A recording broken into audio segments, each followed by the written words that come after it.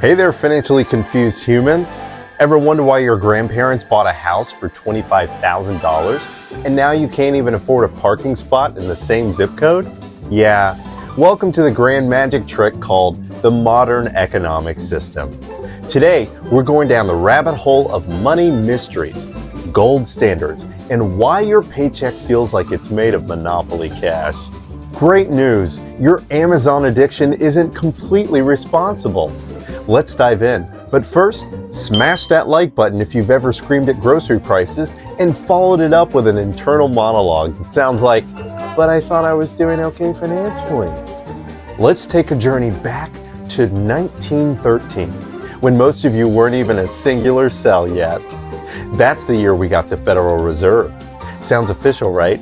Except it's not federal. It has no reserves, and it's about as much a bank as Chuck E. Cheese. Anyway, fast forward to 1971, the US dollar ditched the gold standard like an emotionally abusive ex. Up until then, every dollar you had was tied to actual gold, shiny, solid, heavy stuff. Now after 1971, well, it's backed by vibes and the government's pinky promise. Comforting. You feel broke but can't explain why? Don't worry, it's not you, it's the system. And yes, that's exactly what someone in denial would say. But in this case, it's actually true. Let's go ahead and compare 1971 to now.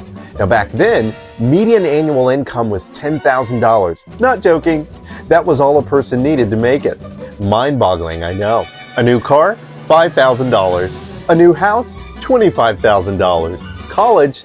$400 a year. The equivalent income in today's dollars? Median annual income? Yeah, $70,000. New car? $42,000. A new house? $484,000. And college? $9,300 per year. So congrats, I guess? You earn more, but you buy less. And the kicker, in 1971, one income paid for all of that. Today, you need 2 jobs, 3 side hustles, and some lucky charms to stay afloat. Isn't that special? If you're currently debating on whether or not to buy eggs or retire someday, maybe hit that follow button, okay? We laugh through the pain here. Here's the problem. Most people save money, which is adorable. Like putting ice cubes in the sun and expecting them to stick around. Inflation eats your money at the average rate of 3.3% every single year. But the S&P 500, oh yeah, it's been growing at about 11.4% annually. Translation, if you're not investing, you're basically donating money to people who are. Oh, and while you're working 40 hours a week for that paycheck, some rich guy's asleep in a hammock, making more money in dividends than you make in a year. But sure, go ahead and keep on buying Amazon deals. That'll fix it. The economy's main characters. Number 1, consumers. That would be you. You work, you earn, and you spend. Number 2, entrepreneurs. They build businesses and they hire you. And number 3, investors. They sit back and collect returns while doing whatever the hell people with more money than they can reasonably spend do. Yeah, so you spend more because inflation forces you to. Businesses make more money from your spending, and investors? Yeah, they just high-five each other over wine and cheese while your paycheck stretches like a used rubber band.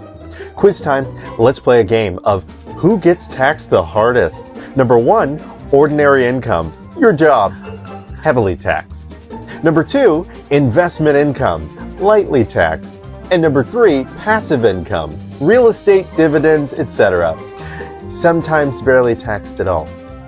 Example, earn $1 million from your job, the IRS says, well, we'll take half, thanks. Earn $1 million from investments, and the IRS says, wow, you smart cookie, here's a tax break. Yeah, it's not fair, but the wealthy aren't better, they're just playing a different game. Still think working harder will make you rich? Bless your soul. Hit that like button if you've ever stared at your W-2 and cried softly in the shower. Look, if you want to win, these are 4 things that you need to do. Number 1, spend less than you make. Yes, even with inflation. Number 2, learn how to invest. Number 3, make your money work harder than you do. And number 4, survive the emotional roller coaster of market drops without selling everything in a panic. Wealth isn't about income. It's about ownership. You don't need to be rich.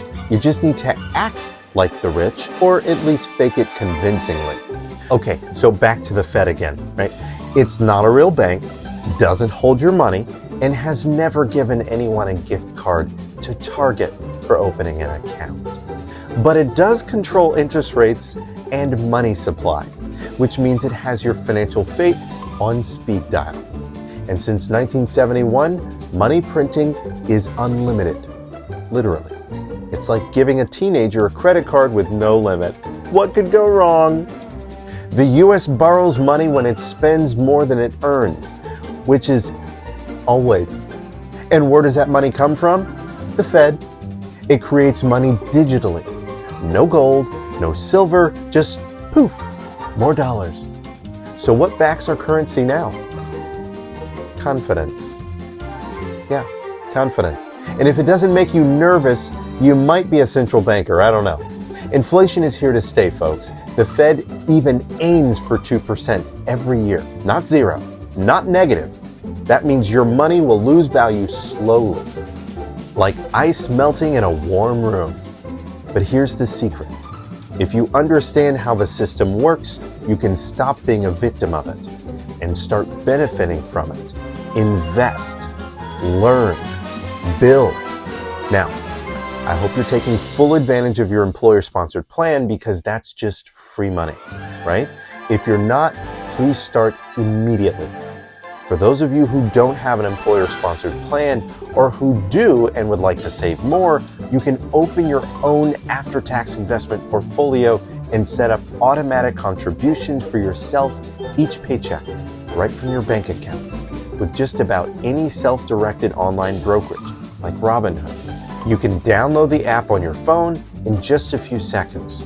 Just go to my profile, then I want you to click the link there and scroll down to Robinhood Investment Brokerage. Click there to get started, and they'll reward you with free stocks just for signing up. Now, don't leave that money on the table. It is literally free. All right, thank you so much for sticking around. I hope this video has brought you some value. If it has, please give it a like and follow me. Until next week, I've been Kevin with MoneyTreeAndMe, providing better security and ensuring better lives. Make it a great day.